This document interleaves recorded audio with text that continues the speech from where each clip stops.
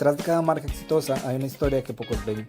Bienvenidos a Ingeniería Detrás del Negocio, el espacio donde conversamos con empresarios para entender las estrategias y procesos reales que construyen a las empresas.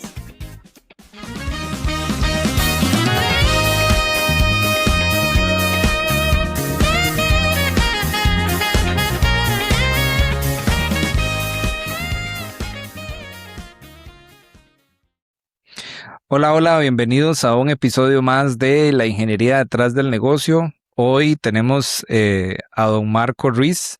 Don Marco, ¿cómo está? Muy bien, gracias por la invitación. Un gusto estar por acá. Bueno, muchas gracias por aceptarla. Don Marco es el gerente general. Es correcto. De la empresa Pharma Mercantil. Es una distribuidora, ¿verdad? Si no estoy mal. Correcto. Somos un distribuidor farmacéutico, que es como estamos registrados, pero tenemos una función de importadores para representar líneas exclusivas. Hacemos la promoción, la venta y la distribución de estos productos. Súper bien, súper bien. Don Marco, cuéntenos un poquito quién es Marco Ruiz, qué le gusta hacer, cómo es su vida. Bueno, yo soy guatemalteco de nacimiento, tengo 27 años de vivir acá en Costa Rica. Nací en Ciudad de Guatemala, de una familia de clase media baja. Tuve la bendición de ser criado por mis dos padres y tengo 3 hermanos, soy el menor de 4. Y pues toda la vida vivía en Ciudad de Guatemala. Desde pequeño hice mucho deporte, estuve involucrado en básquetbol, nunca jugué fútbol, siempre supe que no era bueno para el fútbol, pero tuve alternativas a nivel estudiantil de participar en básquetbol, en maratones, ciclismo. Entonces siempre tuve una actividad física bastante intensa, hasta el momento en que llegó la decisión de seguir con el deporte o trabajar. Claro. Y pues como en muchas historias, ¿verdad? No es que fuera un atleta de alto rendimiento, pero no hay ese soporte aún, ¿verdad? En muchos países en donde uno pues pueda inclinarse más en la parte deportiva como una forma de vida. Así que luego inicié mis estudios en ingeniería. Quería estudiar ingeniería en sistemas, pero 6 meses tardé en ese sueño. No, yo creo que cuando uno sale del colegio, a veces se ve influenciado por esos grupos, ¿verdad? De amistades o de compañeros, y eso me tocó. Me tocó una mala decisión y estuve un semestre nada más en la Universidad de San Carlos.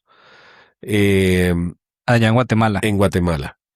Pero yo quería algo más, algo que me pudiera dar una independencia económica. Me di cuenta de que no quería estudiar 5 o 6 años para empezar a tener una independencia económica. Yo quería esa independencia ya. Uh-huh. Entonces resulta que mi hermana, la menor de las hermanas, ella trabajaba para Upjohn, que era un laboratorio farmacéutico, y yo le preguntaba a ella que cómo era el tema de la visita médica. Y ahí fue donde empezó esta historia de la industria farmacéutica en mi caso. El hecho de soñar, de tener una oportunidad y de surgir, porque pues, como dije al inicio, éramos una familia modesta con bastantes limitaciones. Hablando un poco de mis padres, mi papá es una persona que siempre nos dio el mejor ejemplo en todo sentido, como persona, como ir atrás de un objetivo, de un sueño. Él tenía un impedimento físico, gente de pueblo, que cuando él era niño sufrió un accidente y por no decirle a los papás, la herida se le complicó y le amputaron una pierna. Entonces, él siempre tuvo una vida normal, ¿verdad? Nunca fue considerado como una persona discapacitada y eso nos dio un gran ejemplo de vida a Claro. nosotros. Eh, a veces llegaba uno y le decía, papadito, es que no puedo. Y decía, ¿cómo no puedes? Eh, Eso no nació pegado ahí, o no digas no se puede. Entonces, siempre nos invitaba y nos motivaba a salir adelante. Entonces, yo soñé esa parte de tener esa independencia económica, de cambiar mi vida, de mejorar las condiciones de vida de toda la familia. Y así fue como empecé en el tema de la visita médica. Entonces, en ese momento surge una posibilidad de una carrera técnica que no existía y era una carrera técnica en visita médica. Ujú.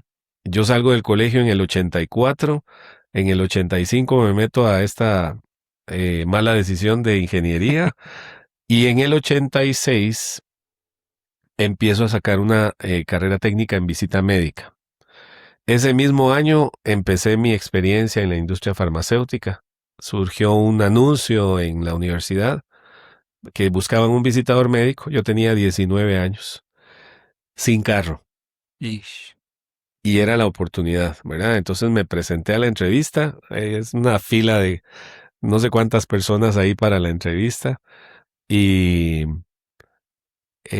recuerdo que me dice el entrevistador, mira, ¿y qué te trae por acá? Y le expliqué, ¿verdad? Que el anuncio, que estaba estudiando una carrera relacionada. Y me dice, ¿tenés carro? Y le digo yo, sí, sí tengo. Y no tenía. Entonces me dice, bueno, empezás con nosotros la próxima semana. Y así fue como me tiré al agua y a tronarme los dedos para conseguir un carro. Eh, y me acuerdo que miré unos carros que estaban a la venta viejísimos y no teníamos la plata, ¿verdad?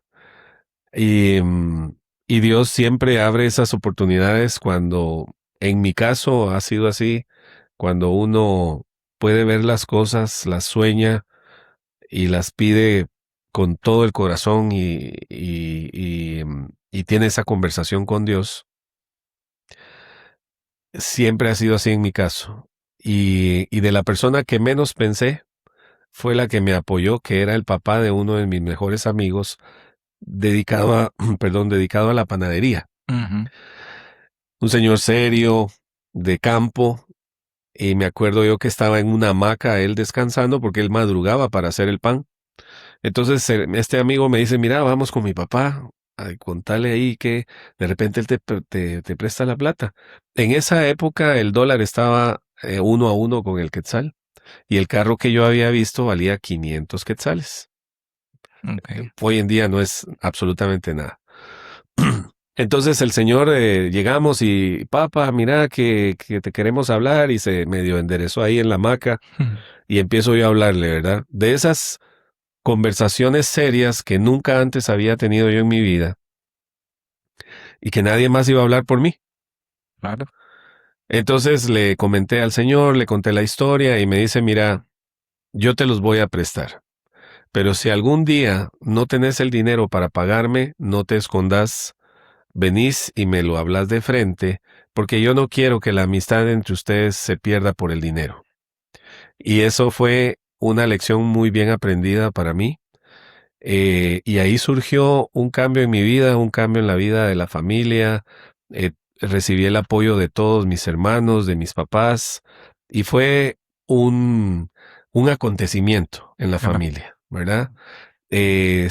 Terminé mi carrera técnica, pude seguir estudiando para sacar una licenciatura en administración de empresas, y desde el 1986 a la fecha, pues he estado involucrado en la industria farmacéutica. Ok. Así fue que tuve la oportunidad de estar en esta empresa que me contrató un año y luego pues ya entré a lo que se conocía antes como Big Pharma, ¿verdad? Tuve la oportunidad de trabajar en empresas de investigación, en Bristol Myers Squibb, en Schering Alemana. Mi última experiencia fue en Merck Sharp and Dohme, era en aquella época. Ujú. Ahí estuve 15 años, que fue Wow. la última experiencia, tanto en visita médica como a nivel de gerencias de mercadeo Ok. regional. Tuvimos la oportunidad de estar en Venezuela también como gerente de mercadeo en una pasantía que me mandaron un par de años para allá. Ok, entonces digamos en la parte corporativa, por decirlo de alguna manera, estuve desde visitador hasta llegar ya a una gerencia de marketing. Correcto. Perfecto. ¿Y de dónde sale Farma Mercantil? ¿Cómo nace Farma Mercantil? Pues fíjate que en la época de visita médica, antes eran de esas profesiones que probablemente de chiquillo uno podría decir, me gustaría ser visitador médico de adulto, Claro. ¿verdad? Como cuando uno dice, yo quiero ser bombero, yo quiero... Pero lamentablemente ha tenido mucha evolución la profesión y el hecho también de que los que tuvimos la experiencia de trabajar para estas compañías de investigación, eh, pues teníamos una formación muy importante para el ejercicio de la visita médica. Ujú.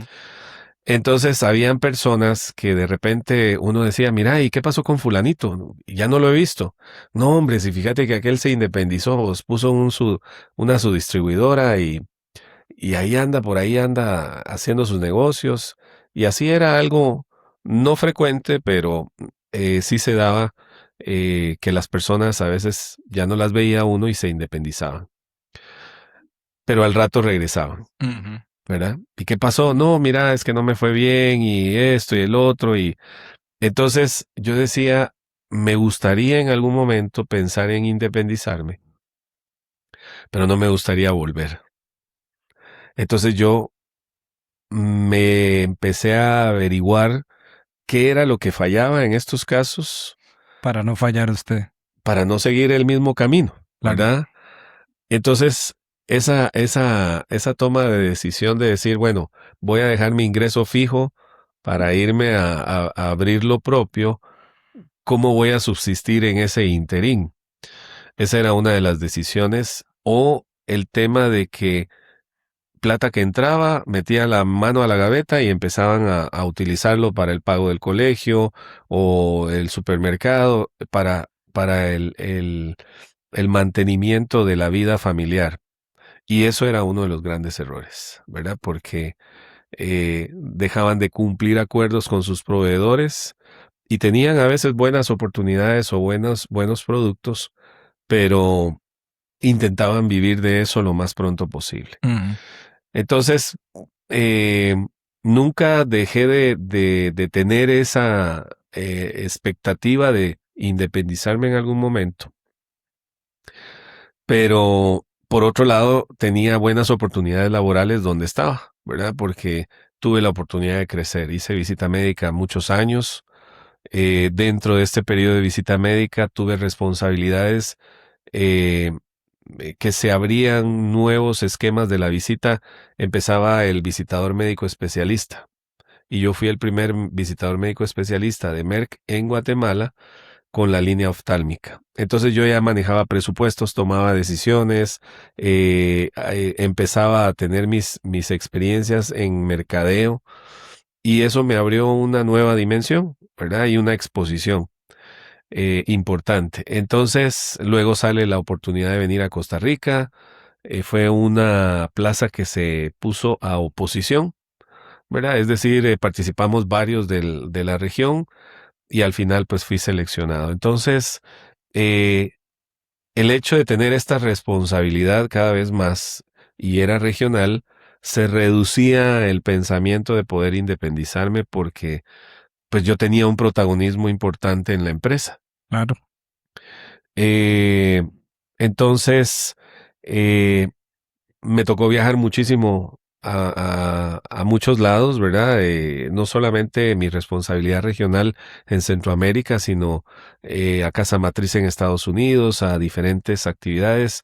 y me perdí muchas cosas de la vida familiar, porque ya pues mi esposa y yo teníamos a nuestros 3 hijos y ella fue la que llevó o guió todo este aspecto familiar.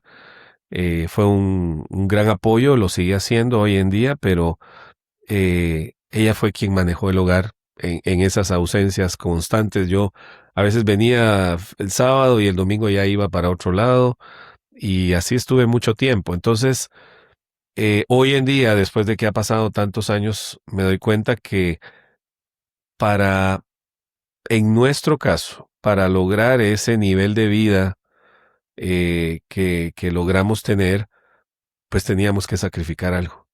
Y lamentablemente fue eso, ¿verdad? La ausencia en un periodo donde mis hijos, pues, me perdí muchos cumpleaños o muchas situaciones del colegio, de la escuela.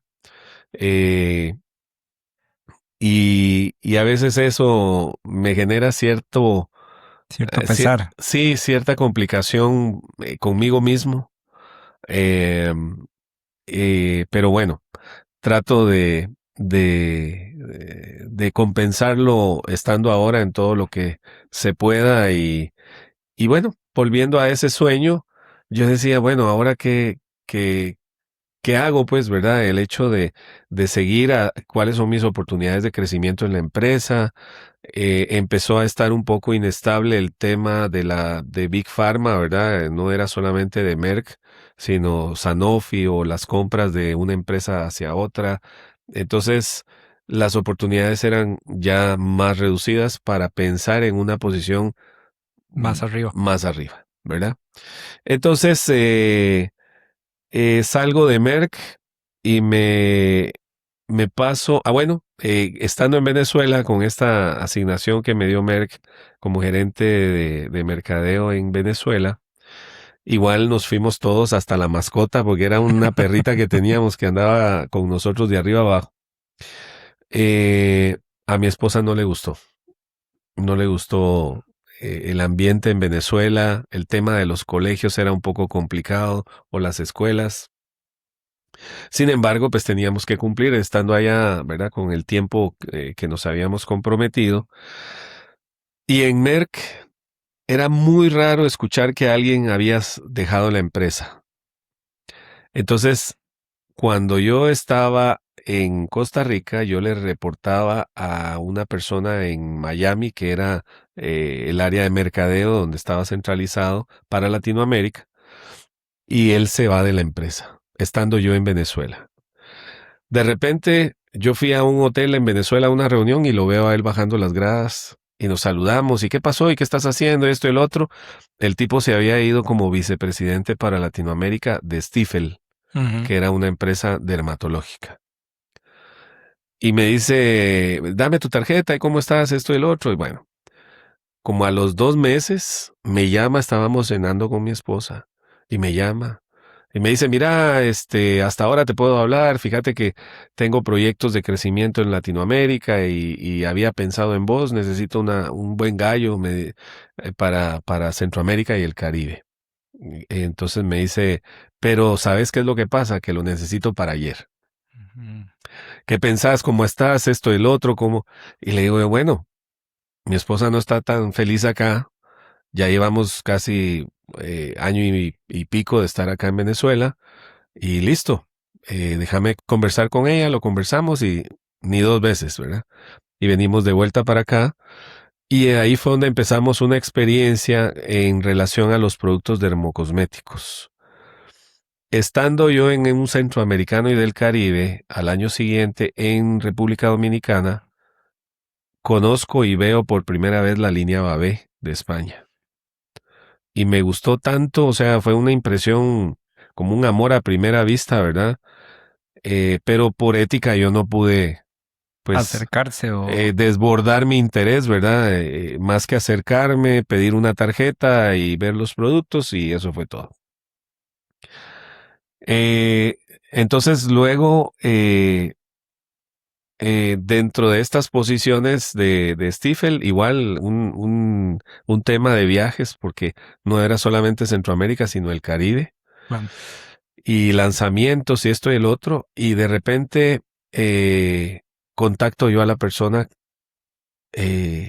con Babé y me dicen, mándanos tu información y yo sin nada, no tenía ni empresa, ni oficinas, ni nada, y trabajando para otra empresa, y me dicen, mira, fíjate que me preguntan los directores si podrían tener una reunión contigo en Costa Rica, ellos podrían viajar para allá. No había Babé fuera de Europa, era el primer lugar en donde iban a aperturar después de Europa, y por supuesto yo los recibí. Nos reunimos en un hotel y algo que no solamente fue aprendido por influencia de mis padres, sino también el tema de trabajar para una empresa tan ética y con muchos principios que también terminan de completar esa influencia en uno o en la mayoría de los ejecutivos, es el hecho de hablar con transparencia. Y pues así fue. Yo les dije, miren, no tengo oficinas, yo no tengo absolutamente nada más que mi experiencia y mi proyecto sería trabajar una línea como la de ustedes. Conozco la relación con los médicos, la relación con las farmacias, conozco los mercados no solo de Costa Rica, sino a nivel regional. Y entonces me dicen, bueno, yo no sé cómo ellos te van a dejar ir, pero es el perfil que nosotros estamos buscando para tener una relación comercial con un distribuidor. Haz lo que tengas que hacer, arreglarlo y nosotros te damos la distribución, y quedó firmado ahí un documento de compromiso de ellos. Yo no lo podía creer. ¿Eso en qué año fue, don Marco? Eso fue en el 2008. En el 2009, perdón. Okay. En el 2009. Sin embargo, desde el punto de vista de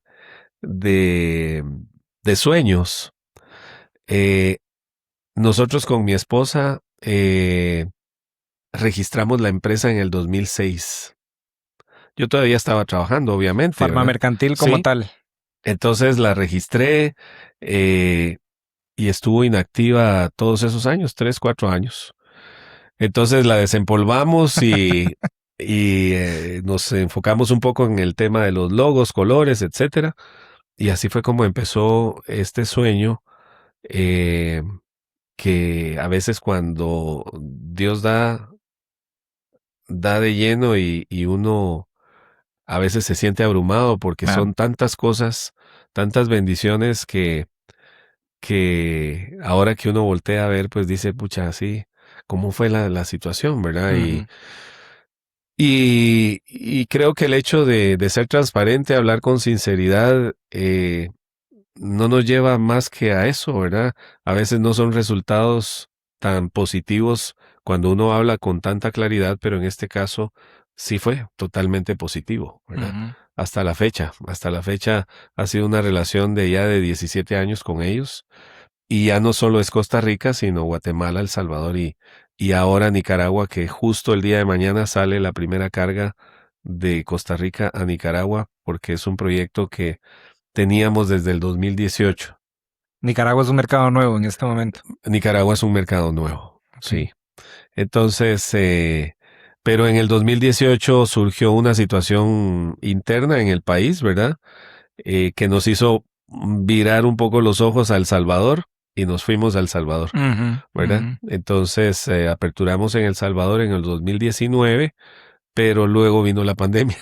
Entonces tuvimos que cerrar y volver a relanzar todo en el 2021. Okay. En el 2008 empiezan con Babé, con, digamos, esa marca. Hoy, ¿cuántas marcas manejan? Bueno, en el caso de Farma Mercantil seguimos teniendo Babé como nuestra marca protagonista. Es decir, le hemos entregado a Babé nuestra vida corporativa durante muchos años. Hemos convertido a Farma Mercantil, que siempre fue el objetivo de ser una empresa familiar. Recuerdo que en los inicios estaba mi hijo mayor saliendo del colegio y ya él estaba involucrado 100%. Vino un sobrino de Guatemala que dejó sus estudios de ingeniería por venir a apoyarnos con este sueño.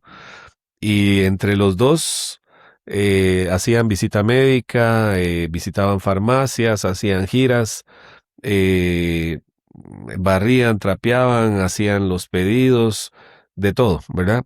Y pues ellos lograron surgir, el sobrino se va a Guatemala de regreso ya con el conocimiento de la marca, con 3 años de experiencia de haber hecho el trabajo acá y pues nos apoyamos con él para la apertura en Guatemala, ¿verdad?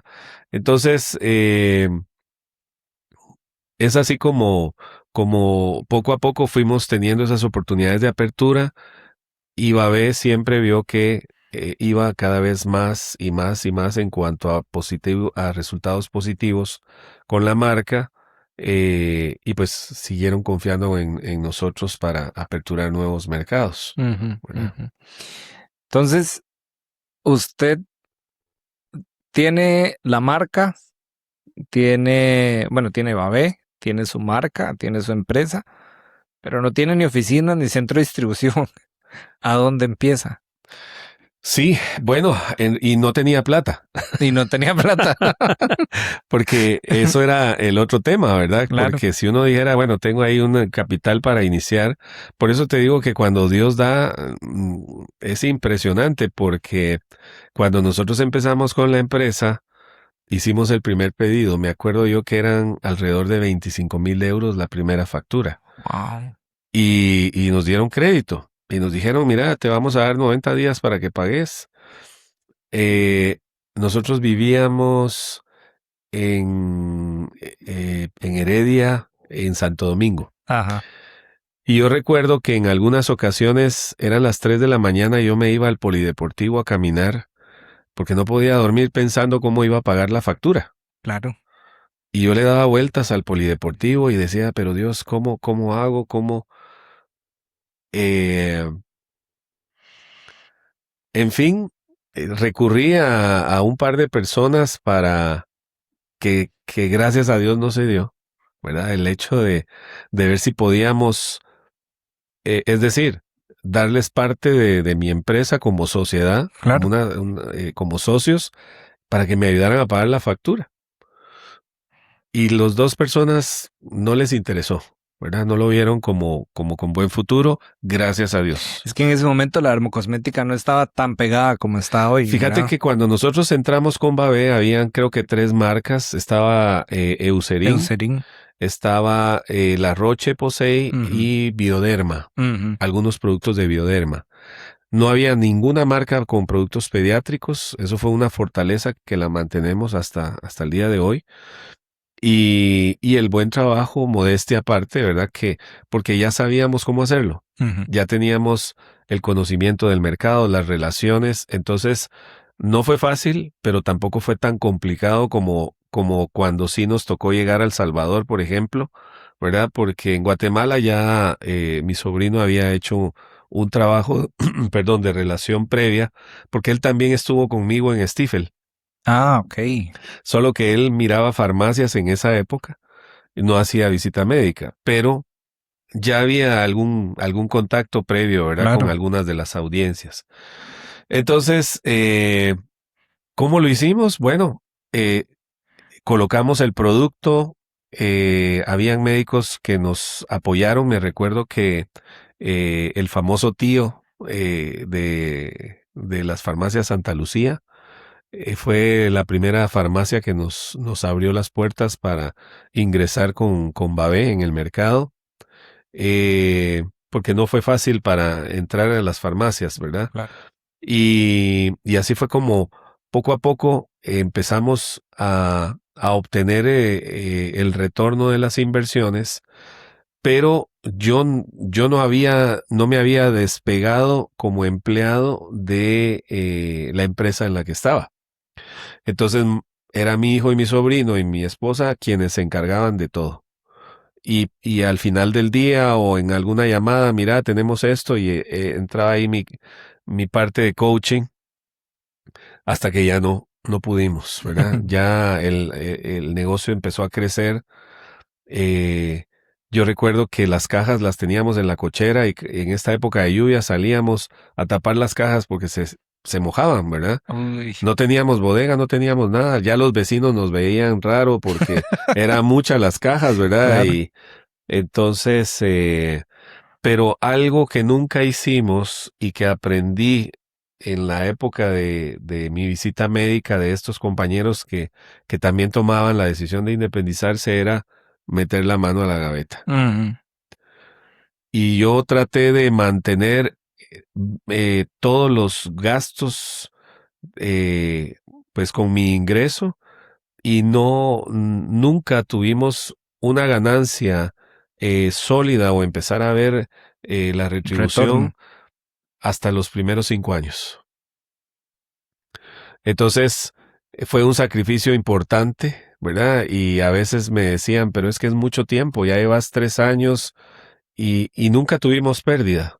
Cada año vendíamos más. El primer año creo que vendimos como $30,000 al año, ¿verdad? Wow, Al siguiente año ya vendimos como 180,000, 200,000, $300,000, súper bien. pero nunca tomábamos el dinero para cosas personales. Ese dinero usted nada más se lo reinvertía a la empresa. Durante 5 años, digamos, la utilidad que tuvo la reinvertía. Correcto, porque entonces dejamos la casa de tener todo en la cochera en el pago de la renta ya de una oficina. Estuvimos 9 meses en una oficina porque al mes número 10 tuvimos que alquilar el segundo piso completo. Wow. Ya no cabíamos, ¿verdad? Integramos un personaje que no teníamos, que eran las dermoasesoras. Entonces había que pagar ya salarios, porque digamos mi hijo y mi sobrino no tenían un salario, Ujú. ¿verdad? Y eso pues hoy en día, si no hubiera sido así, no hubiéramos podido. Ese sacrificio que hicieron ellos y mi esposa también, pues no es fácil, Ujú. ¿verdad? Tener tres personas que están trabajando para un sueño, pero no están devengando nada, ¿verdad? ¿Y cómo hacían para manejar, digamos, esos, digamos, sus costos o sus gastos, pues? Sí, digamos que ellos para giras se iban los dos juntos. Ajá. Y con un fondo que teníamos determinado para gasolina y comidas, los dos, ¿verdad? Que en ese momento yo me acuerdo que les decía, bueno, no vayan a comer a cualquier lado, pero tampoco vayan a meterse a un restaurante, ¿verdad? Traten de acomodarse un poco porque Dándoles un presupuesto. sí, y la gasolina y así fue como nos acomodábamos, ¿verdad? En la visita médica solo había un carro. Entonces los dos que a cierto momento ya empezó a generar fricciones entre ellos, Ujú. porque no, yo me voy a llevar el carro, o te voy a dejar aquí y yo regreso por vos, y ¿dónde estás? No has venido. Porque ya, digamos que los compromisos eran cada vez más, y no, que tengo que ir a dejar este producto, pero y no me vas a dejar aquí, entonces yo ya terminé, y esa situación, ¿verdad? Entonces, hasta esa forma de convivencia no fue fácil, ¿verdad? Por 3 años. Y fuimos superando etapas en ese sentido de ponernos de acuerdo de cuál era la mejor forma de trabajar hasta que pues ya salimos de ahí, tuvimos que buscar ya una ofibodega formal, invertir en carros, en motos, en mensajero, en bodeguero. Entonces, pues sí, fue una gestión, los primeros 4 o 5 años fueron así, de darle vuelta a esos ingresos que teníamos. Y así fue como hicimos crecer la empresa también, ¿verdad? Sí, pucha, que es que yo le hago tantas preguntas porque, digamos, de cómo se maneja, cómo manejó la plata en su momento.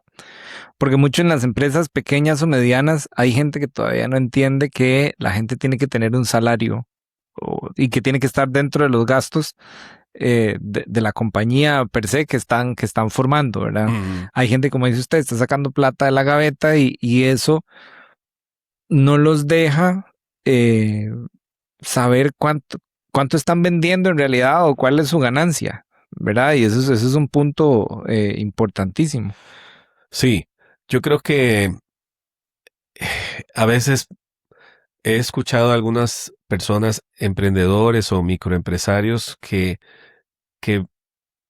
ven primero el beneficio que van a obtener y no lo que van a aportar al mercado en el que se van a desenvolver. Ujú, Entonces, creo que no es por ahí, ujú. ¿verdad? Creo que la visión de uno debe de ir un poco más allá, porque el hecho de poner un negocio para empezar a tener ganancias desde el primer mes, creo que es un pensamiento equivocado. Erróneo, sí. Y hay muy buenos proyectos, hay muy buenas propuestas, pero que no perduran en el tiempo porque se consumen ese retorno a la inversión. Ujú, Entonces, o son personas que se introducen en un segmento que no conocen o conocen muy poco y eso también los consume, ujú, ¿verdad? ujú. Entonces no entienden al final o llegan a tener un éxito relativo, pero no pueden responder a ese éxito o a esa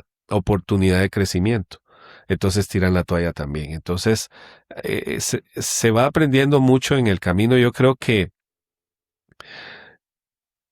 en lo personal nunca estuve abierto a una sociedad porque las experiencias ajenas nunca nunca vi un final feliz entre socios o asociaciones, y nunca lo visualicé, a no ser de que esta, digamos, emergencia que yo quería cubrir con la primera factura que lo planteé, pero digo, gracias a Dios no se dio.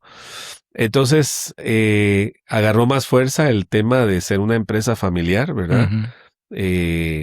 Y hoy en día a mí me da risa porque cuando pongo el ejemplo en Guatemala, si tú entras a la oficina, entonces te recibe la recepcionista, que es la hija de mi sobrina, la menor, digamos. Ujú.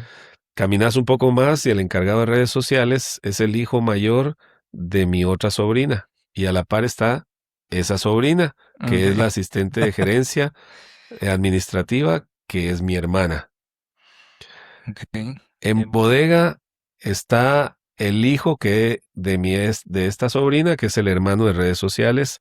Entonces, sí cumplimos con un tema de una empresa familiar que también es un grado de dificultad importante. Sí, claro.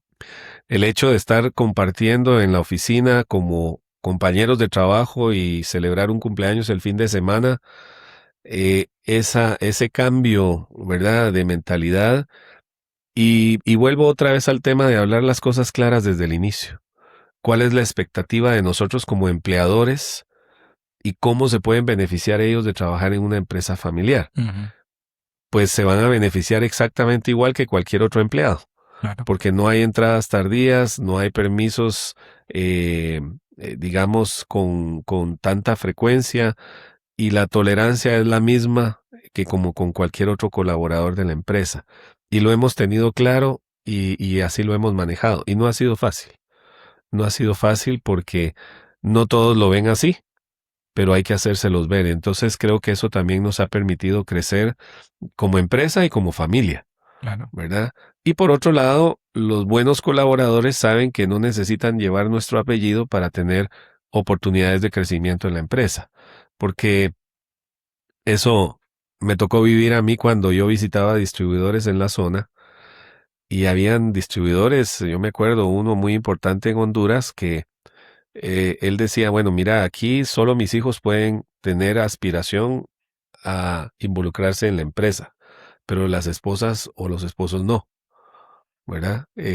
No pueden tener, era la filosofía que ellos manejaban, Ujú. ¿verdad?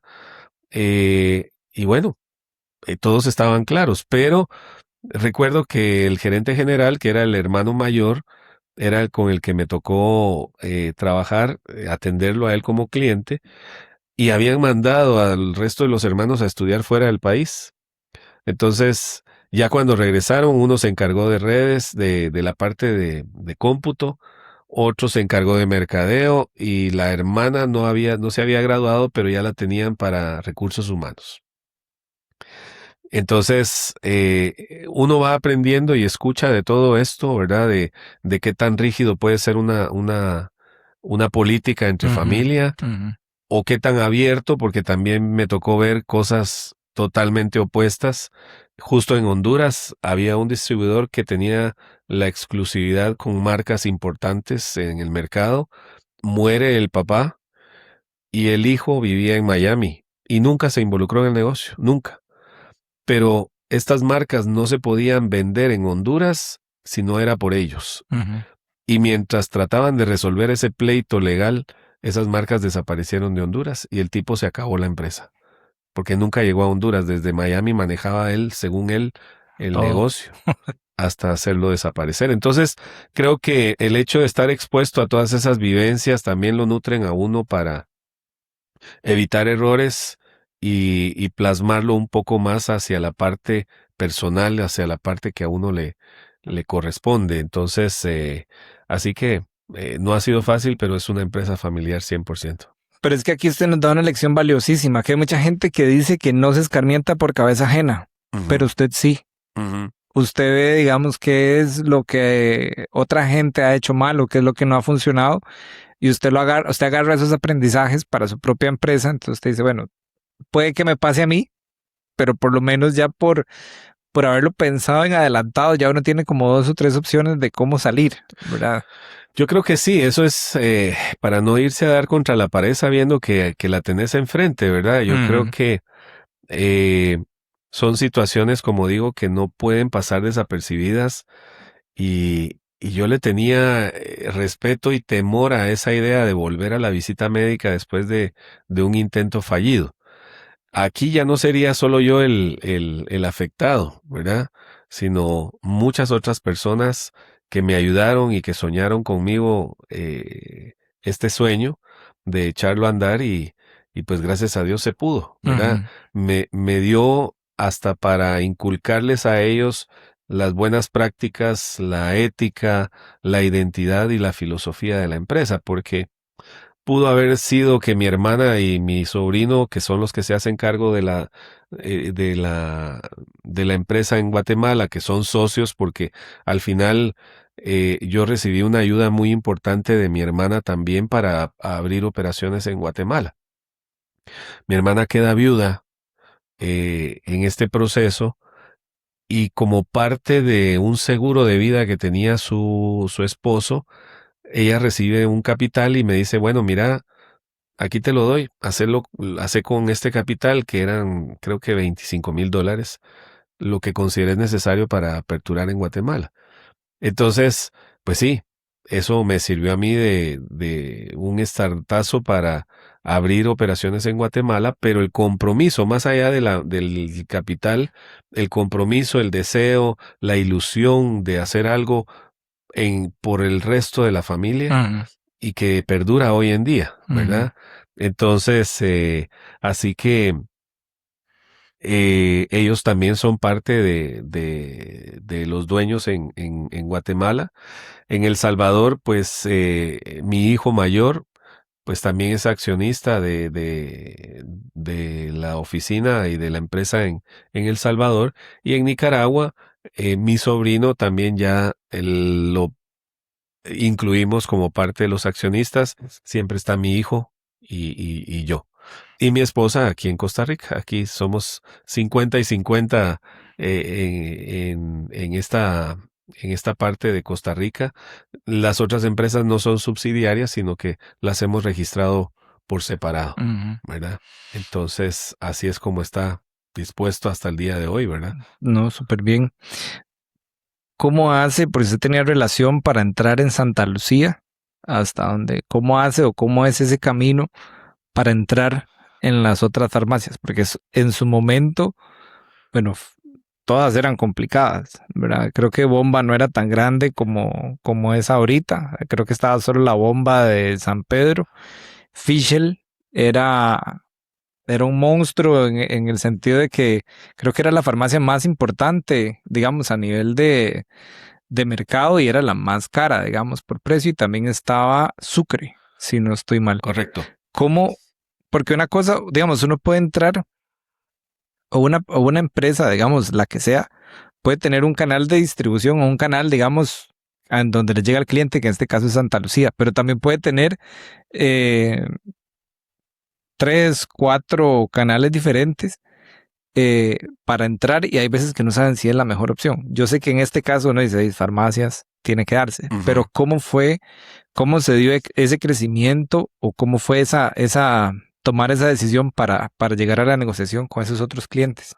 Fíjate que yo creo que nos tocó aprender el tema de cuando uno es colaborador de una empresa y te toca abrir mercado, no es lo mismo cuando ya los recursos son propios. Claro. Y a veces te gana la emoción en cuanto a la toma de decisiones, creyendo que todos los que están del otro lado eh, con cierto interés de ayudarte van a responder a ese ofrecimiento que ellos hacen cuando no es un recurso tuyo. Es decir, yo a muchos de ellos los conocía siendo empleado de otras empresas y ellos tenían una correspondencia a esa relación comercial.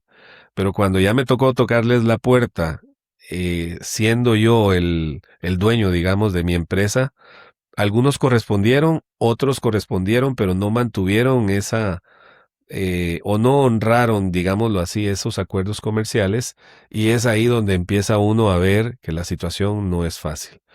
Con Tío siempre tuvimos una relación comercial muy amena. Creo que fue así con casi todos los proveedores. Yo jamás escuché un comentario fuera de lugar acerca de él como persona. Y él fue muy como paternal, ¿verdad? Y de sí, ¿cómo estás, Marquito? Vení, yo aquí te ayudo, contame de qué se trata. Y en esa época eran solo una Santa Lucía. Entonces luego empezaron a crecer ahí mismo en el área de Alajuela. Y entonces me preocupó el tema de colocar el producto, pero me preocupaba más la recuperación porque yo tenía compromisos yo lo que no quería nunca era que hubiera una mancha en mi récord crediticio en Babé. Y que me dijeran, mira, reconocemos tu experiencia, sos muy bueno para las ventas, las relaciones y todo, pero no recuperamos la plata en tiempo. Nunca quise llegar a eso. Y gracias a Dios hasta el día de hoy, ¿verdad? Que ahora ya se involucran otras cosas con el crecimiento de Babé, la calificación que le dan al país desde el punto de vista financiero o económico, entidades que ni siquiera están en el país, ¿verdad? Sí. Hasta eso nos ha tocado y pues gracias a Dios lo mantenemos, pero estaba en esa época Chavarría. Ah, cierto, Chavarría. Chavarría era una marca importantísima, pero costaba demasiado entrar ahí. Entonces, ¿qué era lo que nosotros empezamos a notar? Que habían aperturas, pero siempre y cuando sí era consignación. Es decir, no había un compromiso del otro lado. No creían mucho en la marca, ¿verdad? Una marca desconocida. Igual los médicos, ¿verdad? Porque hubo un médico que me dice, mira, yo te voy a usar esta carajada porque somos amigos. Pero si esto no funciona, olvídate, pues, ¿verdad? Porque yo no voy a exponer a mis pacientes. Y tenían razón, ¿verdad? Entonces, pero justo nuestra estrategia era que pasara eso, es decir, que intentaran utilizar el producto. Eso era lo que necesitábamos, porque de lo demás nos encargábamos nosotros, ¿verdad? Y sabíamos que el producto era muy bueno en calidad. Entonces, la apertura no fue tanto con Fischl porque era una estructura muy diferente, ¿verdad? Era una empresa gigantesca y nos costó mucho. Había una persona dentro de Fischl como que no entendía la propuesta que nosotros hacíamos con el producto, hasta que una doctora de una Fischl que había en Belén, porque esa Fischl me recuerdo que estaba dentro de las ópticas Visión en Belén.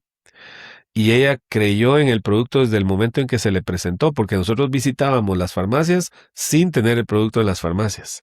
Era para generar presencia de marca, que conocieran y que nos ayudaran a pedir la marca. Y eso fue. Ella, con la mamá, le dimos una muestra de un producto y ella empezó a presionar en la A lo empresa. interno. Exacto. Y así fue como logramos entrar con Fischl con un producto. Ujú. Entonces, nos costó y logramos superar esa barrera. Empezamos con 11 productos. Me recuerdo que eran 6 de la línea corporal y 5 de la línea pediátrica. Eran 6 productos.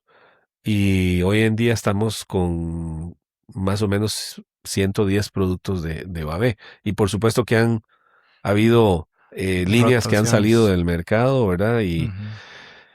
Y la relación con las farmacias, pues prácticamente sigue siendo la misma, ¿verdad? Siempre ellos tienen la sartén por el mango no es tan fácil, ¿verdad? Ujú. Entrar a una farmacia hoy en día. Pero sí estaba Fischl, Pharmavalue, empezó con nosotros eh, en... ellos pusieron su primera Pharmavalue, existía una farmacia que se llamaba La Botica. Ujú. Entonces este farmacéutico le vende su farmacia a Pharmavalue. Y es ahí donde Pharmavalue empieza, que es ahí en Plaza Itzcazú. Cierto. Entonces nosotros nos presentamos con el italiano que vino, que es Fabrizio Aciole, que todavía está a cargo.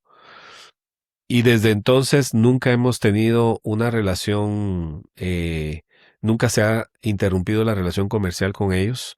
Más bien nos ha servido de ejemplo para aperturar en los otros países porque pues ellos están también en toda la región.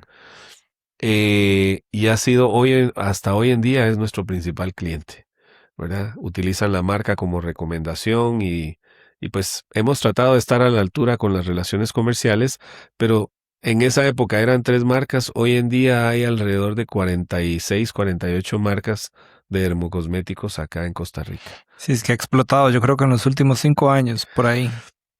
Tanto en productos como en la demanda del servicio estético, Sí. ¿verdad? Porque antes era el cirujano plástico, el dermatólogo no veía estética, era más clínico que otra cosa.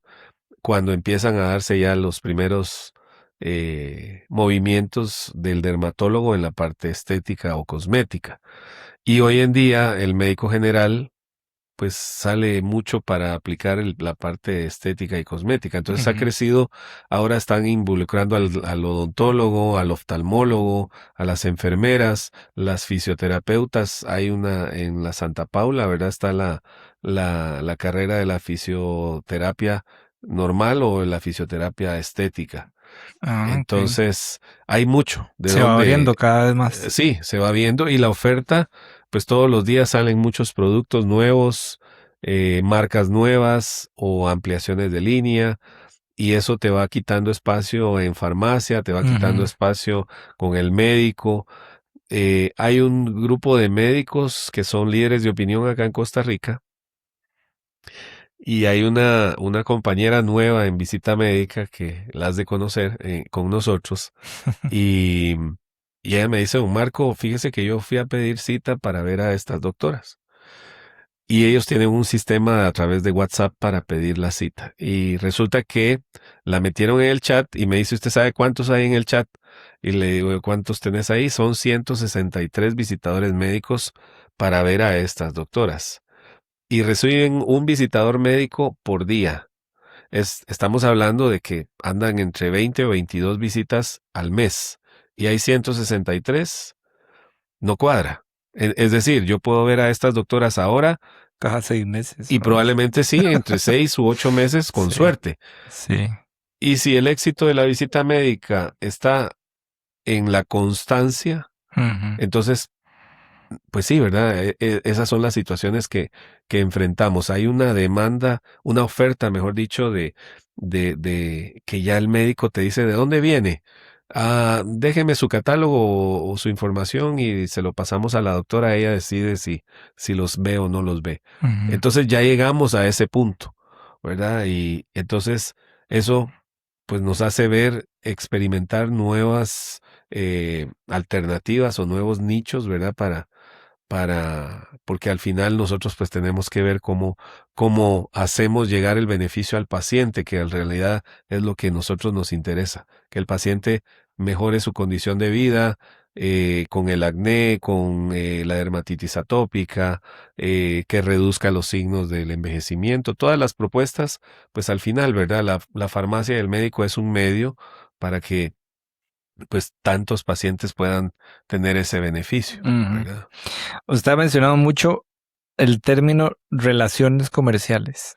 Eso, digamos, se escucha mucho a nivel corporativo. Es que, mira, tenés que mejorar la relación o no te salió el trato porque la relación no es no sé, la idónea, o yo logré esto por la relación que tenía. Muchas puertas se abren por el tema de relación, pero ¿cómo definiría? O sea, suena un poco tal vez tonta la pregunta, pero digamos, ¿cómo definiría o cómo explicaría usted qué es una relación comercial y la importancia que tiene la relación comercial en cualquier negocio? Pues fíjate que yo te podría decir que es como una receta, ¿no? En donde sabes que si te pasas de sal o de azúcar, la receta se arruina, ¿verdad? El resultado se arruina. En nuestra experiencia y la filosofía de la empresa, claro, el cliente merece una muy buena parte de nuestra atención y que una buena parte de los esfuerzos que hacemos diariamente esté directamente enfocada en tener una buena relación, es decir, una relación fluida en donde yo idealmente, si necesito comunicarme con alguien del otro lado como cliente, pueda obtener una respuesta o una atención de manera inmediata, o sobre todo ellos hacia nosotros, si necesitan algo.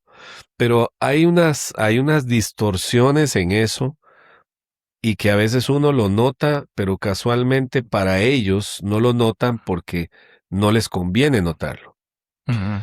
Y entonces yo siempre he tratado de instruir y promulgar en mi empresa que una buena relación comercial, en nuestro caso, depende de 3 pilares. Que tengamos un beneficio nosotros, Uh-huh. que tenga un beneficio el médico o la farmacia, y que tenga un beneficio el paciente.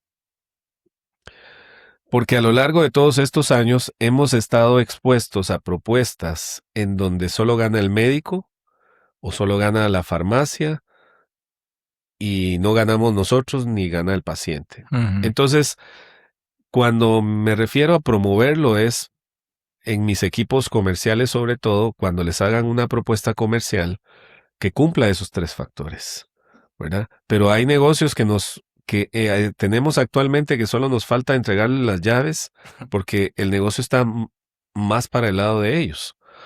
Entonces, si nosotros tenemos claros esos 3 pilares, nos es más fácil tomar decisiones, Uh-huh. ¿verdad? Un representante que algún médico le haga una propuesta comercial, si no se cumplen esos 3 puntos, le es fácil decir, bueno, doctora o doctor, ¿qué pasa si podemos modificar un poco su propuesta y que gane un poco más su paciente? Uh-huh. ¿Verdad? O si sentir que estamos teniendo mucho beneficio, pues compartir eso con el médico y con el paciente. Y en la medida de que eso se dé, pues para nosotros es más fácil llevar una relación comercial. Hoy en día, esas distorsiones que te digo, pues lamentablemente pierden de vista el beneficio final cuando hablamos de una farmacia o una cadena de farmacias o de un grupo de médicos en donde no ven el beneficio para el paciente. Y eso a mí en lo personal me preocupa, ¿verdad? Porque hemos estado en situaciones donde nos hacen propuestas o nos presentan un plan y una vez me dicen, don Marco, pero lo veo muy callado, como que no le interesa la propuesta. Y le digo, bueno, vea, lleva 43 minutos hablando y en ningún momento ha planteado usted ¿qué va a recibir el paciente de todo esto? Entonces queda al descubierto que ya eso pasa a un segundo plano, ¿verdad? Entonces, claro, nosotros no podemos escoger a los clientes y quedarnos solo con los clientes que querramos y tener esa relación fluida, sino pues tratamos de adaptarnos un poco a esas propuestas, pero sí hay otras donde no, definitivamente hemos tenido que agradecer porque no va con los principios que queremos promulgar, ¿verdad? Y mantener. Yo le decía hace unos días a una colaboradora en la empresa, porque estábamos con esto en la apertura en Nicaragua y dice, ¿y usted cómo se siente, don Marco?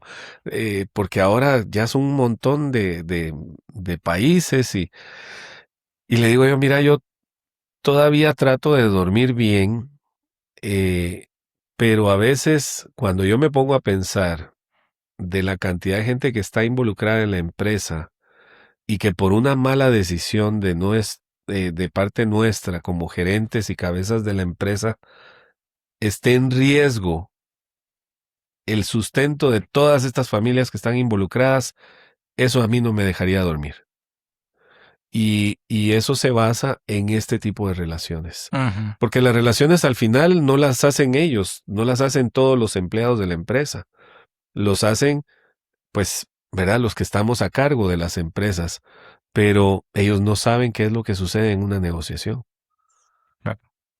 Y en esas negociaciones poner en riesgo ese salario, ese sustento, en la escuela de los niños, el colegio de los muchachos, eh, y yo no podría tomar una decisión sabiendo que eso se va a afectar, Ujú. ¿verdad?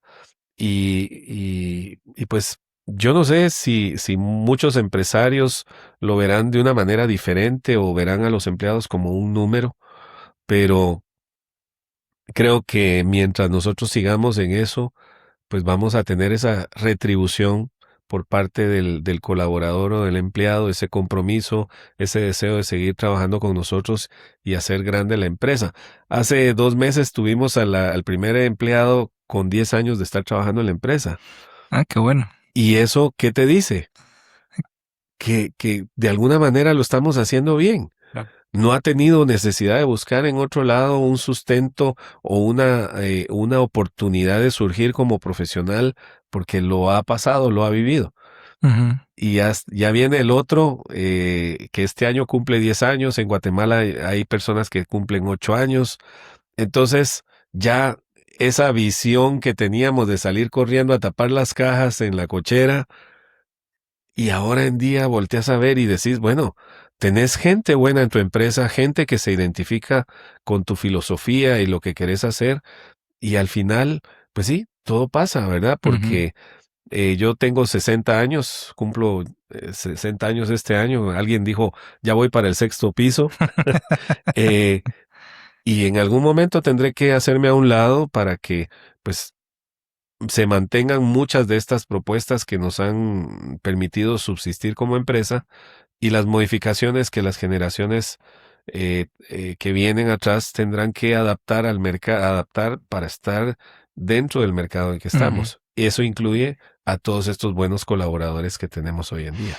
Bueno, Marco, yo sé que no significa mucho, pero lo felicito. Muy poca gente tiene esa forma de pensar y ahorita no se celebra que un empleado cumpla 10 años, que un empleado cumpla 20 años, que ya eso cuesta muchísimo verlo.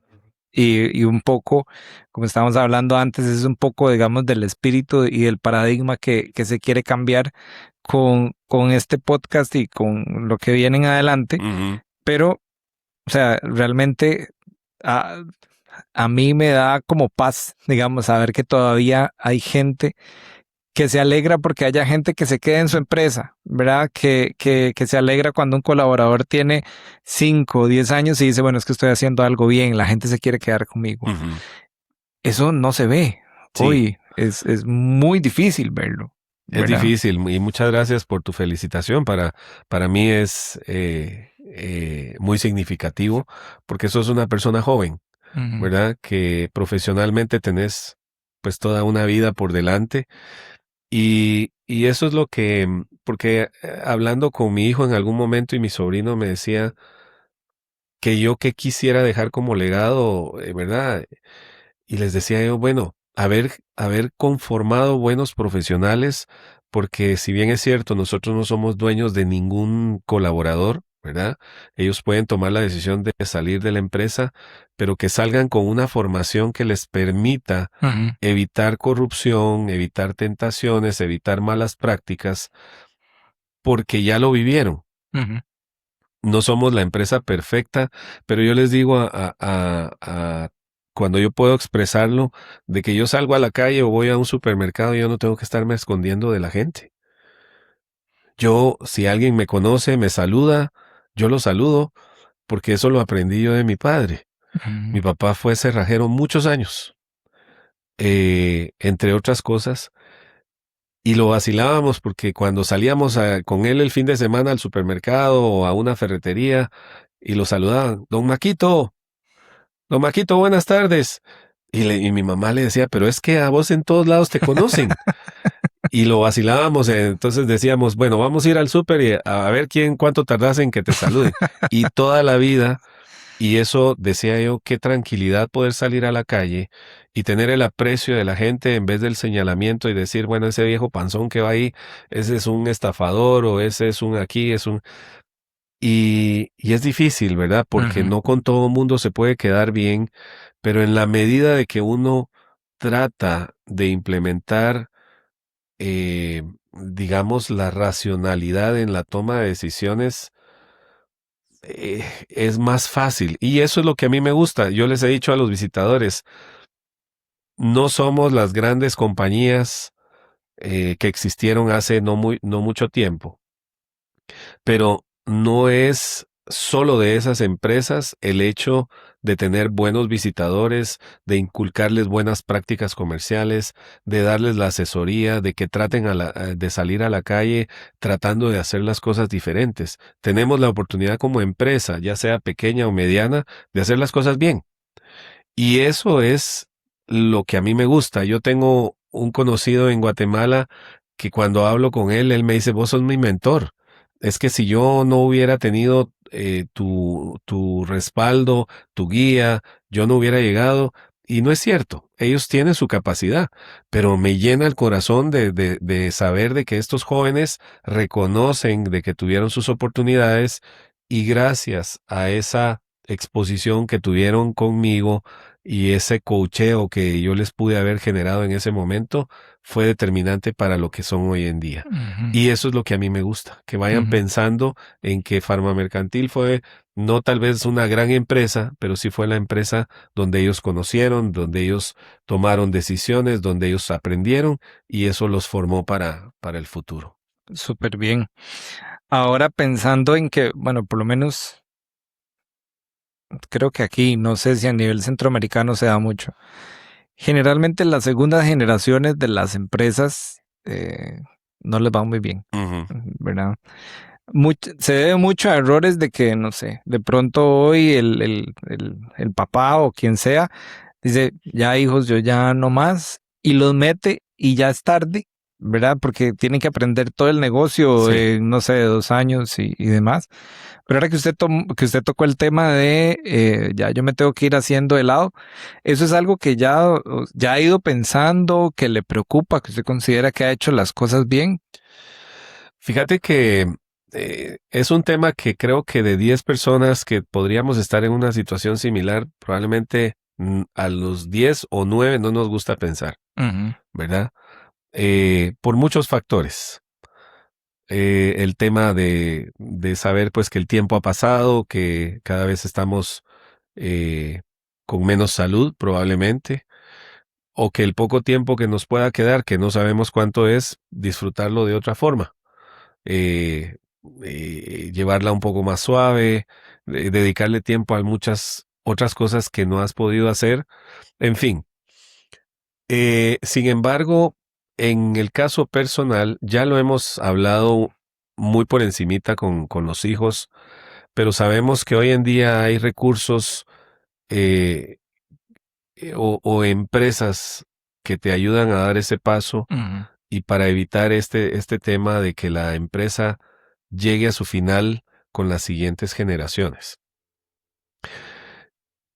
No estoy tan seguro que si el hecho de una persona que no ha estado involucrada en el negocio vaya a llevar con, con, con todo lo alcanzado a un punto ciego en donde tenga que desaparecer la empresa, sea el mismo riesgo de alguien que ha estado durante tanto tiempo, desde el inicio, ¿verdad? Porque la toma de decisiones es importante. Ujú. Y una mala decisión, volvemos otra vez al punto, ¿verdad? De que puedes quedarte sin los mejores empleados, perder la filosofía de la empresa o verte involucrado por factores externos o el hecho de dejar entrar lo que te decía de la experiencia, ¿verdad? De personas que no son familia, pero que tienen relación por ser esposas o esposos, Claro. en fin. O peor aún, verse metidos en deudas en donde la empresa esté como respaldo y Ujú. esas decisiones son fatales. Pero creo que es un recurso que podríamos utilizar. Me inclinaría en buscar esa ayuda profesional que nos dé una guía de cómo sería el plan de sucesión, Ujú. ¿verdad? Y, y creo que esa sería la mejor forma. Ahora bien, hace algún momento me preguntaste de si solo teníamos Babé como parte de los productos. Surgió a raíz de la pandemia un crecimiento inesperado a través de redes sociales o a través del e-commerce que se vio un aumento desmedido, Ujú. ¿verdad? Y, y también de servicios médicos, de estética, ¿verdad? Que antes un médico general se graduaba y poner una clínica no era la mejor idea porque pasaba mucho tiempo para hacerse o acreditarse como médico, ¿verdad? O tener un volumen de pacientes que le permitiera subsistir. Hoy en día no, el médico general que se mete a la parte estética, llamas para una cita y tienen hasta dentro de 3 o 4 meses de Sí, espacio. sí. Entonces, esa parte ha ido bien. Y nosotros empezamos a ver que era una oportunidad para nosotros que no teníamos el e-commerce, ¿verdad? Teníamos Facebook porque todo el mundo lo tenía y vendías algo por ahí de vez en cuando, pero quisimos hacerlo bien y fundamos otra empresa con la participación de mis otros 2 hijos menores, porque tenemos 3 hijos. El mayor pues ahora está como director de mercadeo regional y está mi hija, la de en medio y el menor. Y como todo, ¿verdad? Ha evolucionado el tema del e-commerce. Pareciera ser sencillo como solo poner una página y no es así, No. ¿verdad? Lo hicimos de la mejor manera que se puede hacer, es decir, registramos una empresa ante todas las autoridades, empezamos a buscar productos para traer que no fueran más de lo mismo y así trajimos varias líneas y todos los productos tienen registro sanitario. Esa es una ventaja competitiva para nosotros. Ujú. Entonces, hoy en día tenemos esta empresa que se llama Grupo Isen y que el nombre comercial es Distrito Piel. Okay. Entonces, lo que queremos es seguir brindando opciones en la parte de dermocosmética con productos altamente diferenciados. Y es así como tenemos varias líneas. Está Fresiderm, que es una línea de Grecia, que la propuesta de ellos es que todos los productos dermocosméticos son catalogados como dispositivos médicos. Entonces eso les obliga a ellos, en el país de origen, que es Grecia, a generar una serie de estudios para cada producto. Entonces hay un respaldo científico con las propuestas que ellos tienen. Luego tenemos Arcana, que es de Polonia. La filosofía de ellos es la neurocosmética, trabajando sobre los receptores que transmiten las señales del envejecimiento cronológico. Okay. Entonces, es decir, que con el uso de algunos de estos productos, la persona va a envejecer, pero tal vez no al ritmo normal, sino va a retrasar un poco esos Ujú. signos y síntomas del Ujú. envejecimiento. Es una propuesta que no hay en el mercado, somos los únicos. Luego está Recipe Formen, que la lanzamos ahora para el Día del Padre, que es la primera línea de dermocosméticos para hombres. Ok. Es una propuesta interesante, es de Suecia y pues promete atracción de parte de nosotros los varones para el uso de este tipo de productos, ¿verdad? Que los involucra desde el cuidado de la barba, el cabello, el cuerpo, el rostro, sin que el médico tenga que improvisar la utilización de productos, digamos, de mujeres en En varones. hombres. Ah, qué bueno. Luego tenemos Aromase, que es una línea capilar de Taiwán, que la filosofía de ellos es tratemos primero el cuero cabelludo y por consecuencia vas a tener un cabello sano. Ujú. No tratemos el cabello sabiendo que el cuero cabelludo es el que hay que tratar de primero. Son productos de altísima calidad y con mucho respaldo científico también. Y tenemos 2 líneas de cosméticos. Camaleón, que es española, con principios activos naturales igual, crayolas para los labios, traen pinturas para uñas, traen propuestas únicas como exfoliantes labiales. Entonces, esa es otra de las líneas y viene en camino una que se llama You First, que también es cosméticos, es italiana. Entonces, tenemos un montón de líneas en la parte de e-commerce, como digo, con registros sanitarios, porque lo que veíamos en ese momento eran perfiles de Facebook o sobre todo de Instagram, pero era más de lo mismo. Es decir, Ujú. ofrecen los mismos productos que encontrás en las farmacias. Entonces no había como una ventaja de comprar con ellos, tal vez a un precio más barato. Pero eso era todo. En cambio, aquí nuestra propuesta es traer productos para todas las edades, para diferentes procesos a los que se ve sometida la piel, el rostro corporal, y es así como vamos iniciando con este proceso. No ha sido fácil, ¿verdad? El e-commerce ha sido complejo porque antes, hace muchos años, cuando era el Facebook, yo mismo era el que subía los anuncios, que a veces los tenía que pagar 2 veces porque el primero quedaba descuadrado y no. Hoy en día tenemos 2 diseñadoras gráficas, tenemos 2 community manager, ya es un equipo formal, ¿verdad? Ujú, Y claro. entonces, sí, pero si queremos seguir haciendo las cosas bien, pues ese es el único camino a seguir, ¿verdad?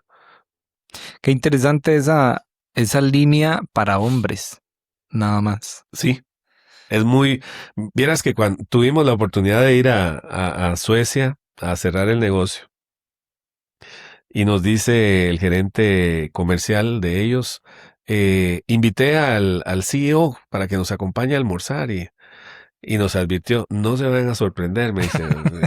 Entonces, no, tranquilos. Y sí, el muchacho muy despreocupado, ¿verdad? Con el pelo hasta los hombros, con chancletas y un short de lona es el CEO. Entonces resulta que el tipo es campeón olímpico de skysurf y así empieza la historia de esta línea porque en esos países donde el frío es grosero, ¿verdad? Ujú.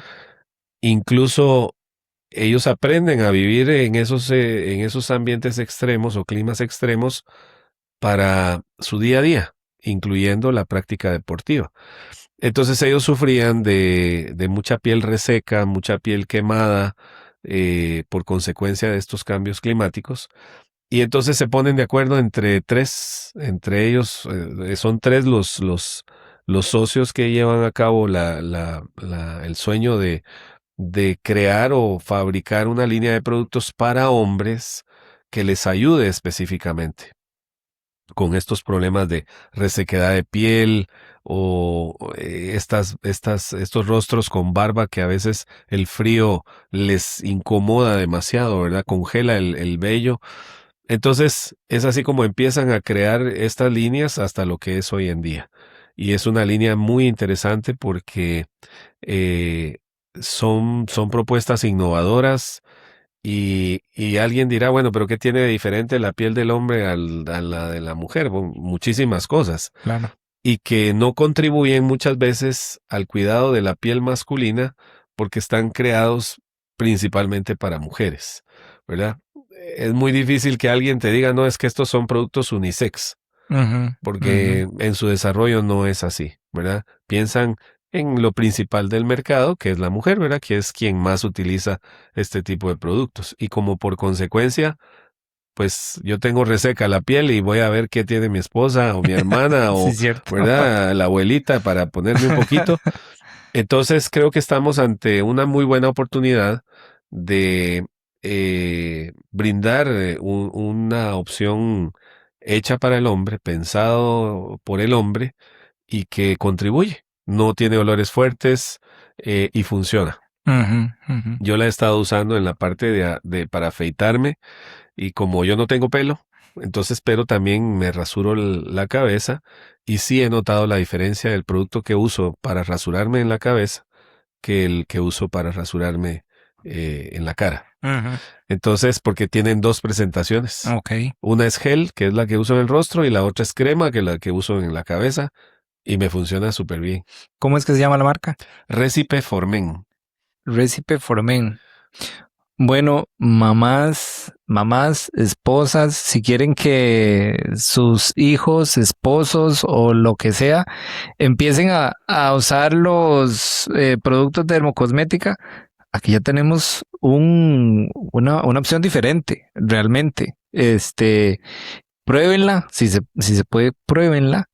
Y si la llegan a probar, ya sea en el podcast aquí en YouTube o en Spotify o si lo ven en Instagram o como sea, pónganos un comentario si funciona o no funciona. Está solo por Distrito Piel, nada Solo más por ahorita. Distrito Piel, correcto. Ok, Así bueno. que, pues aprovechando la oportunidad, Distrito Piel, ahí pueden encontrar la variedad de productos y nosotros hacemos envío gratis dentro del GAM. Ah, espectacular. Entonces, pero sí es una oferta importante. Tenemos un producto que se llama Taul Organics, que es árnica, y es un producto de verdad impresionantemente bueno. Espectacular. Hemos aprendido mucho del árnica con este producto. Y yo a veces oía a personas decir, es que me tomé un tecito de árnica o una tintura de árnica. El árnica es tóxica. Entonces, no se da en todos los lugares del planeta. Hay 26 tipos de árnica, pero solo hay una, que es el árnica montana, a la que se le atribuyen las propiedades antiinflamatorias y analgésicas. Y esto se da en los Pirineos, en Europa, entre Francia y España, y en Estados Unidos hay un lugar también donde se cultiva el árnica. Está la falsa árnica, que hay muchos productos en el mercado que dicen contener árnica, pero no tiene estas propiedades, y mucho menos estos tecitos, porque, ¿verdad? Ha de ser otro tipo de sustancia. Pero es importante, esto funciona para cualquier tipo de dolor de cuerpo, muscular, piernas cansadas, pre o postoperatorio en algunos tipos de cirugías, sobre todo ortopédicas, y en los niños pequeños, ¿verdad? Se caen, se golpean la cabeza, no hay que ponerles Ni más que mantequilla, ni azúcar miel. y sí, un poquito de miel. Entonces esta árnica ha funcionado súper, súper bien y se llama Árnica Taul Organics, que la pueden Súper. encontrar también ahí en Distrito Piel. Y vamos a ver cuántos, si vemos comentarios, porque hoy en el podcast tenemos en la página del podcast tenemos 96, bueno, en la página no, en el Instagram, 96 Ajá. seguidores, apenas lleva un mes y pico. Ajá. Y las reproducciones de los videos andan como por 25, por ahí Ok. aproximadamente. Entonces, Bueno, si podemos tener aunque sea un comentario, es ganancia. claro, incluso podemos hacer algo, las personas que escuchen este mensaje y lo reporten por acá y quieran comprar algo en Distrito Piel, nosotros les vamos a obsequiar por cortesía de tu programa Muchas gracias. un producto más, así que pues eso puede ser un aliciente para ellos, para tus Espectacular. seguidores. ¿Sí? Muchas gracias. Don Marco, ya como para ir aterrizando, En tantos años, desaciertos han habido muchos, pero usted nos puede narrar o explicar algunos de los desaciertos que ha tenido a lo largo del tiempo. Sí, bueno, yo creo que el hecho de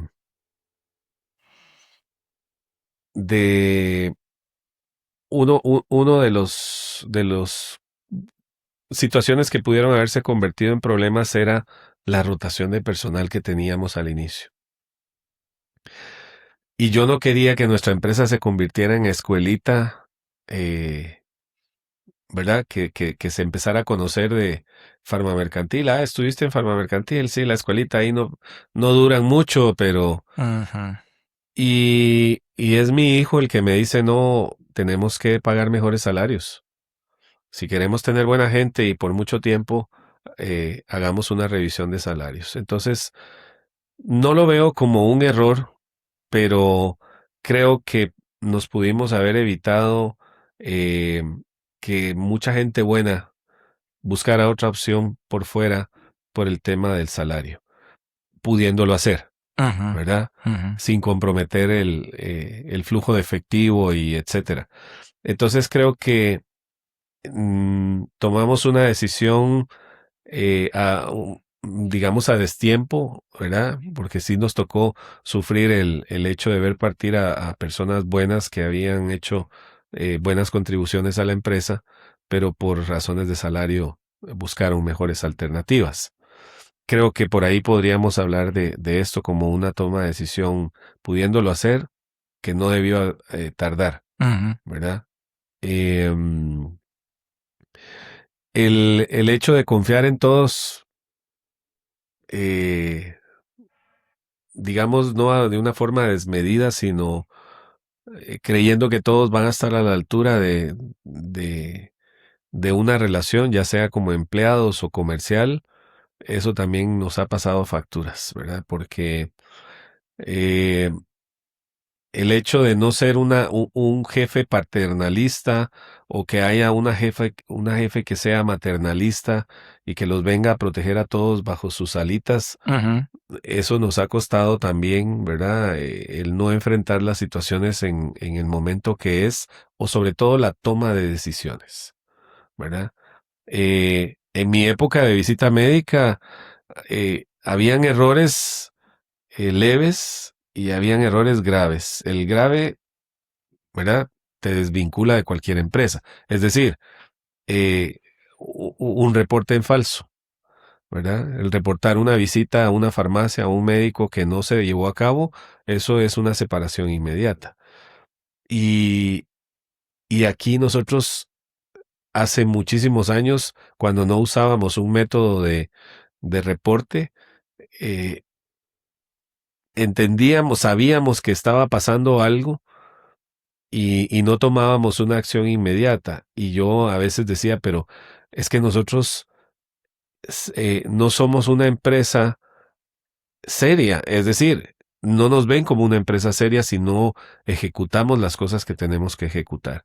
Entonces, creo que esos fueron parte de los desaciertos, el hecho de identificar algunas deficiencias en la implementación del trabajo del día a día en el campo y no tomar la decisión en ese preciso momento correctivo, ¿verdad? Ajá. Aún teniendo en cuenta si eso representaba separar a la persona de su cargo. Entonces, y tuvimos que aprender de esa forma, ¿verdad? En la Claro. toma de decisiones en el momento correcto. Y la otra, que a veces algunos empresarios lo vemos como un recurso y al final no lo es, y para siendo tal vez una mala decisión, es contratar a las personas por servicios profesionales. Si no tenemos el recurso, no contratemos a alguien que hoy puede ser una buena opción, pero al final puede ser un buen pleito, Ajá. ¿verdad? Porque sí, hemos aprendido de eso también, ¿verdad? Y sabemos que las cargas sociales en este país pues son bastante altas pero es mejor, ¿verdad? Contratar a las personas con todas las de ley y evitar ese proceso de servicios profesionales porque afecta a tu empresa. Ok, ok. Y ahora al revés, ¿qué consejos daría usted eh, para alguien que tiene su empresa o para alguien que quiere arrancar una empresa? Bueno, yo creo que la ilusión a todos nos llega en algún momento. Creo que si en nuestra infancia nosotros vendimos un carrito a algún vecino o en la escuela le vendimos y ya empieza a generarse ese gusanito comercial, ¿verdad? Porque a veces en las entrevistas uno dice, bueno, pero vos has trabajado en ventas. Bueno, es que yo le ayudaba a mi papá a vender zapatos o había una vecina que traía ropa de Estados Unidos y yo le ayudaba a vender. No hay que menospreciar nada de eso porque la venta como tal se daba. Yo buscaba una necesidad de alguien que estuviera dispuesto a comprarme lo que yo estaba ofreciendo para satisfacer esa necesidad. Ujú. Claro, desde el punto de vista técnico y desde el punto de vista de estrategias y todo lo demás, eso no existía en ese momento o en ese tipo de ventas, digamos, informales. Pero si la persona tuvo buenas experiencias en la mayoría de los casos en ese tipo de ventas informales, digamos, y tienen ese gusanito de emprender y de echar adelante, yo lo que puedo decir es que si ellos se lo ven en la mente al cerrar los ojos y pensar en esto, ellos se ven como empresarios exitosos, con un beneficio, dando un beneficio real al cliente eh, y trayendo propuestas claras, pues inténtenlo, háganlo, materialícenlo, rodéense de personas que estén igual o más locos que ustedes, porque mucha gente nos dice eso. No tenés plata, ¿cómo vas a empezar? Ujú. Yo lo viví y creer en Dios, poner en las manos de Dios, probablemente a mucha gente no le va a gustar esto, ¿verdad? Pero los que creemos en Dios no podemos despegarnos de Él o desvincularnos y cuando las cosas estén mal volver a Él, sino agradecerle y ponerle en sus manos y soñar con todas las ganas este sueño y rodearse de personas que crean en ese sueño. Porque como digo, hay mucha gente que dice, no, vos estás pensando en cosas que no vas a hacer, no tenés el tiempo, no tenés los estudios, no tenés la plata, ¿en dónde lo vas a poner? Entonces, son más las cosas negativas las que pesan que las positivas. Pero si yo tengo ese sueño y hay gente que me apoya, y busco el momento justo y preciso para hacerlo. Hoy en día la facilidad de las comunicaciones, mira, es impresionante. Cuando estábamos seleccionando los productos para Distrito Piel, o sea, una videollamada a Sudáfrica y tenías el contacto y te mandaban el montón de productos para que los probaras y nunca hubo necesidad de conocer personalmente a estos grupos de empresas que están buscando en Ujú. dónde poder colocar su producto, Ujú. ¿verdad? Entonces, sí, es mucho más fácil emprender hoy en día que hace 5, 7, 10 años atrás, desde el punto de vista tecnológico. Toda la información está disponible, qué productos, por qué no, por qué sí. Entonces, ya hoy emprender no es como, bueno, voy a pensar y tengo $5,000 en qué los puedo invertir. Hoy en día no. Hoy en Ujú. día el emprendedor o el empresario sabe perfectamente o tiene a disposición toda la información para que ese riesgo se reduzca al máximo. Y el consejo de aguantarse y no meterle la mano a la caja, ¿verdad? Por un buen Ujú. tiempo. Don Marco, muchísimas gracias. La verdad es que fue una conversación muy amena. Eh, Aprendí muchísimo. No, gracias a vos. En realidad yo la pasé súper bien. Es la primera vez que tengo la oportunidad de tener esta experiencia. Yo a veces veo en las revistas que hacen mención a empresarios o a empresarias o ejecutivos destacados y digo yo, bueno, yo tengo una historia que contar. Claro. Yo tal vez no a la forma en la que ellos lo hacen. Y mi hermana desde hace muchos años está con el tema de que voy a escribir un libro. Voy a escribir un libro de cómo se formó la empresa, qué es Farma Mercantil, y por ahí andará haciendo sus tanes, tal vez no lo ha dicho, pero tenemos mucho material que compartir.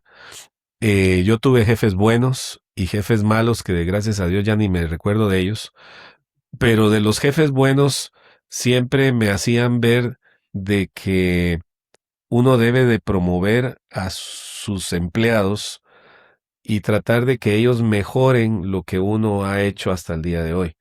Y es así como se mide desde mi óptica el ser un buen jefe, el que te ayudó a crecer, el que te desarrolló y el no el envidioso de que a mí nadie me enseñó y yo porque tengo que enseñarles a ellos, ¿verdad? Entonces, así que tenemos muchas historias que contar, muchas anécdotas, muchos momentos difíciles, tristes, pero son más los alegres, más los momentos de victoria y de agradecimiento, porque hay mucha gente a la que hay que agradecerle, no solamente a nuestra familia, ¿verdad? Sino a nuestros clientes, a nuestros consumidores del producto que creen en la propuesta. Y mientras exista esa llama encendida, yo creo que todo va bien, pero somos nosotros quienes tenemos que cuidar que no le pegue un viento fuerte y apague este sueño, esta ilusión, porque eso es importante, levantarse siempre todos los días agradecido con Dios y sabiendo que tenemos la oportunidad de sentir esa pasión todos los días. En el momento que eso no suceda, pues ya hay que ponerse a pensar entonces en otra cosa, ¿verdad? Así es, Así que muchas gracias por la invitación. Ha sido una experiencia que con gusto la repetiría. Espectacular, ¿verdad? yo feliz. Sí, yo sí, feliz. sí. Así que muchísimas gracias. Muchísimas gracias. Y pues bueno, a todos espero que hayan disfrutado el episodio, igual que todos nosotros.